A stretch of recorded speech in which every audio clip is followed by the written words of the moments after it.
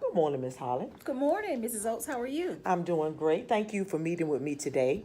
As you know, our teacher working conditions data is back, and I applaud you for making significant progress for your school. Thank you. However, the data reflects your growth in the areas of school improvement and managing student conduct is a little low, below the district, and this causes me some concern.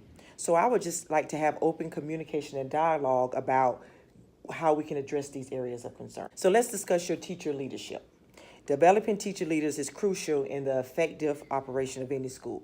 Developing teachers gives them ownership in the school and it demonstrates school leadership. Teachers are more apt to have buy-in in school policies, rules, and procedures they have their hand in developing. However, only 48.1% of your certified staff were aware that school improvement team members were elected. Although this is an increase from the previous teacher working conditions, it is still extremely low. So I have a couple of questions for you. Okay. Does your staff know how the SIT process works? More specifically, have you explained to them how it works? When I came to Freeman, I'll be honest with you, I just assumed that everyone understood school improvement because I'm an experienced administrator, and we do have a lot of young staff. I feel like our veterans probably do, but our young staff, I'll be honest, I didn't take the time to really teach them about what school improvement means and how we can use that as a living document. Okay, thank you for your honesty. Since you said that, how do you make sure all of your staff is aware? You know, we don't have necessarily a shared responsibility for that. We have the school improvement team meetings. We have our grade level PLCs. But it's very rare that we go back and we talk with the whole staff about the progress of what's happening with our school improvement plan. So talk to me about how did you establish your SIT team? Well, going to Freeman, there was already a school improvement team established, and there were some representatives. And we just kind of built on that team that was already there. Okay. I didn't take a lot of time just to find out, have these folks served, 2 years? Are they going to continue serving?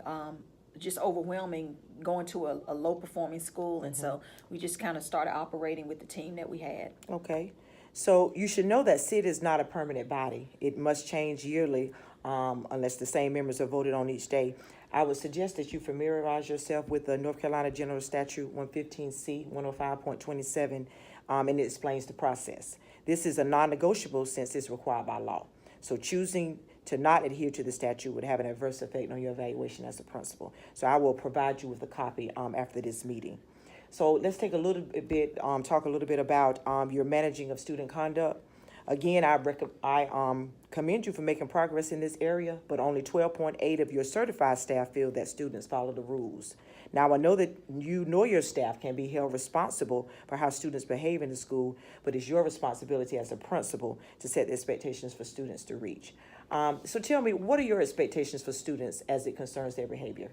Well, as a PBIS school, we have we're the Freeman Bears, and our expectations are called the tracks. Okay. And I'll be honest with you, a lot of those are really long statements, and I would have a hard time actually articulating what the tracks are to you. Okay. So with that said, I know if I'm the principal and I'm challenged by that, I know that my staff will be challenged by that. My students will be as well. Okay, and you know we are a PBIS district, but do you and your staff believe in PBIS? I think we give it some lip service because it's the thing to say. Okay. We're PBIS school. I don't really feel that that we give it justice, and we've done an adequate job of teaching expectations, and it starts with us. And if staff don't fully buy into it, I know our students will not. So it's safe to say it's not being implemented with fidelity. Definitely, I would agree with that. Okay, so your teachers are on the front line with students, and it would be the first ones to notice rules and expectations that are not being followed. So how do you know that your teachers know your expectations, and how is this communicated with students?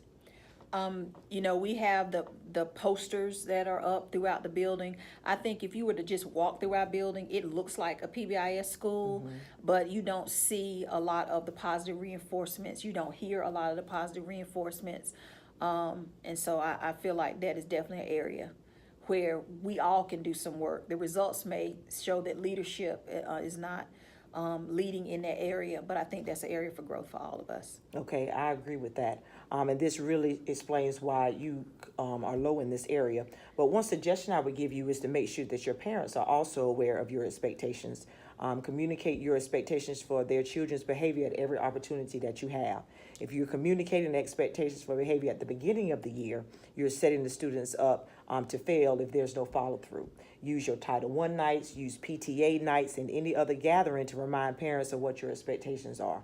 Remind them that chaos and learning can't coexist. So if they want effective instruction to take place, they need to know that their children must behave in the manner that is conducive to learning. Waiting until the parent is in front of you while handing them a suspension is much too late. Right. So lastly, I want to discuss the part in the teacher working conditions that is troublesome. Is the survey reports that over 65.8% of teachers feel it is not a good place to work.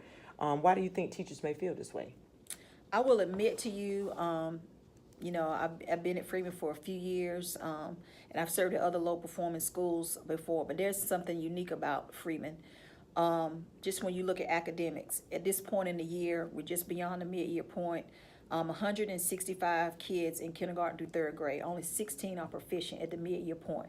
So we have, extreme academic deficits. And then all of our kids come from one housing community that is overcome with violence. And so all of that comes into our building. And if you look at the fact that we're not really teaching the expectations with PBIS, we're overwhelmed by that. I could see why teachers would feel like it is not a good place to work. We have a lot of work to do, admittedly. And I can understand that as well. But I want you to focus on, if we go back to why SIT is the integral part of effective leadership, it could help rectify this issue by giving teachers and staff a platform for input as to why they feel this way and brainstorm ideas of how the problem can be solved. I do understand that the teacher working conditions survey comes out every 2 years and may not show an accurate picture of your school. However, we can only work with the data we have. You can tell by the data that you have shown growth in many areas, but we still have a long way to go. I would like for you to monitor the areas we discussed and provide me an update on the progress of your school improvement team by September. An update on discipline data can be provided at the end of the first semester. Thank you, Ms. Holly. Thank you, Mrs. Oates.